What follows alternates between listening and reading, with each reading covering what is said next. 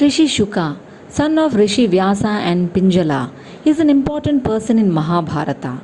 It is Shuka who narrates Srimad Bhagavata to King Parikshit, who was in anticipation of his end from Takshaka. Shuka is among the only five to learn everything under the lotus feet of Rishi Vyasa. He is known in the tradition as the greatest of men with ultimate Vairagya Bhava or total renunciation, seeking to attain moksha. His birth, his short life, and his eventual attaining of moksha is a fascinating story in Mahabharata that elevates one to look at life with divine dispassion. The story of Shuka is narrated to Yudhishthira in Mahabharata by none other than Bhishmacharya himself in Shanti Parva. His story contains immense insight into the notion of moksha in our tradition as well as the traits and path of a person seeking moksha. Rishi Shuka remained in Meru Parvata, performing his penance, divine rituals, and immense austerity. The Vedas came to him as easily as they did to Vyasa. Holding nothing other than dharma in his mind, he sought Devaguru Brihaspati as his first guru. Having learned all the Shastras, Itihasas, Puranas, and the Vedas, he offered the right Guru Dakshina to Devaguru and returned to his ashram to continue his penance. Rishi Shuka sought to learn more about moksha from Vyasa, who directed him to study certain Shastras that concerned themselves with moksha alone. Shuka, in no time, studied yoga and Sankhya.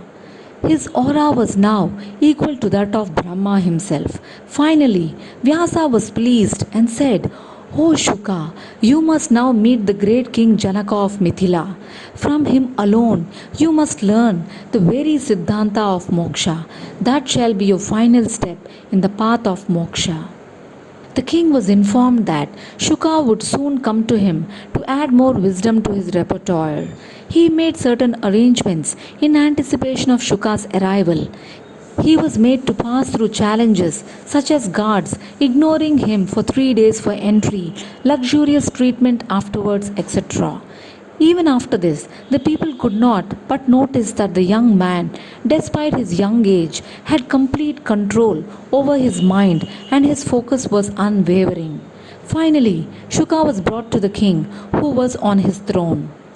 The ambience was festive, music was being played, while beautiful dancers entertained the audience in the king's court.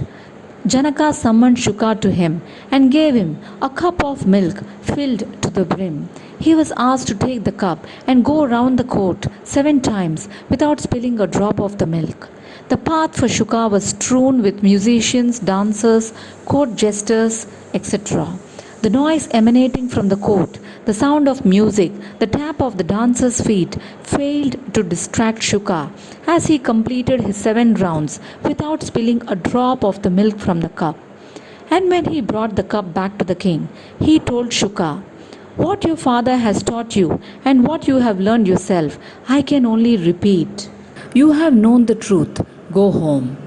The young Shuka showcases what one can achieve when the mind is free and one has full control over self.